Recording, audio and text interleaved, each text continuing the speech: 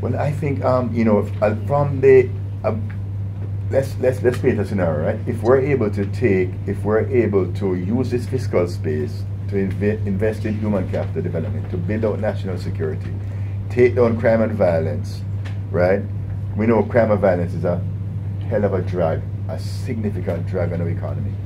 So if we're able to get national consensus around Jamaica's crime plan, which the private sector has been really pushing for national consensus, that all Jamaica get behind the crime plan as we see it, and support our professionals, the Commissioner of Police, the Jamaica Constabulary Force, the Jamaica Defence Force, and really get behind Jamaica's crime plan. If we make the social interventions into those communities that are really cause a great amount of violence, and really invest in our people, then we can see a difference. And we see the policies moving in that direction. We see the actual expenditures moving into those areas. So if we really get the benefit of that, then we could see growth exceeding 2%. If we get access to finance really going for small and medium enterprises, so that they don't have the issues that Andrew spoke about earlier, then you can see growth moving beyond that 2%. So if we get training, and if we're able to move from straight BPOs and to more high value added jobs, and we're seeing it happening right now, because we're seeing it on the legal side with BPOs, on the accounting side, in the assembly and all those things. Knowledge process outsourcing is a big one. People can't even do knowledge process outsourcing from them home. That is marketing services, research services. You can go online, you can provide those services, you can do training.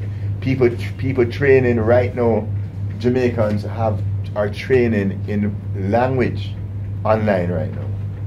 You know what I mean? So therefore, that is what knowledge process outsourcing is. It's outsourcing services that you can do more efficiently or at a cheaper cost in Jamaica than can be done elsewhere.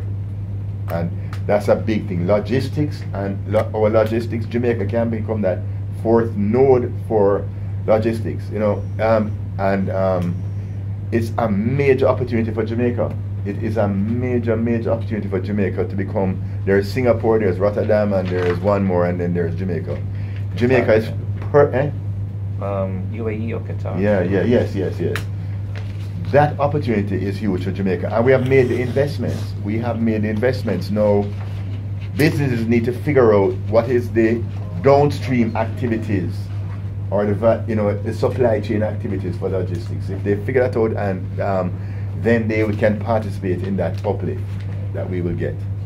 So it's really, if we're able to continue to keep our macroeconomic environment stable, interest rates low, access to finance issues are dealt with. We see what the stock market is occurring in the stock market. We're seeing that companies can come to the stock market and get capital, right?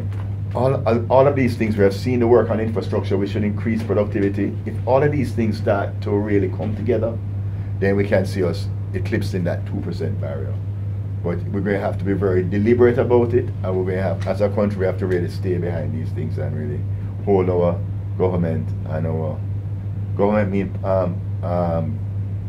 government and opposition. That's what government means. Hold all them to account around delivering for Jamaica, right, and minimizing the political noise and increasing the focus on Jamaica's efforts to become that country that we know it can be. The IMF expects Guyana to have 86% growth this year. Yeah.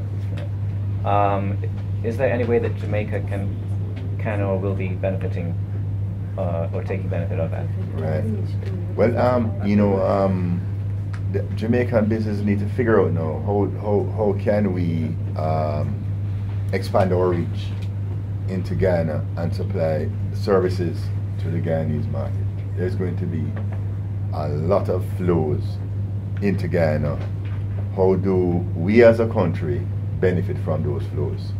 Our businessmen need to look at it and really see how is it that they can leverage it. You know what I mean?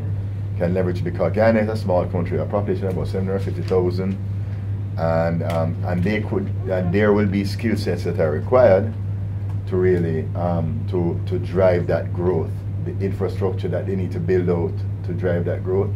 I know that, I mean, just because Trinidad is right across the road from Guyana and JMMB is in Trinidad, I know that Trinidadian businessmen have been in Guyana, you know, because they have the expertise in oil and natural gas. They have been in Guyana saying, okay, and NCB also announced that they are looking to finance arrangements in Guyana. So Guyana is a real opportunity, and there are other financial institutions, not to be mentioned, that I may be associated with, that are also looking at those opportunities, right? I want to find out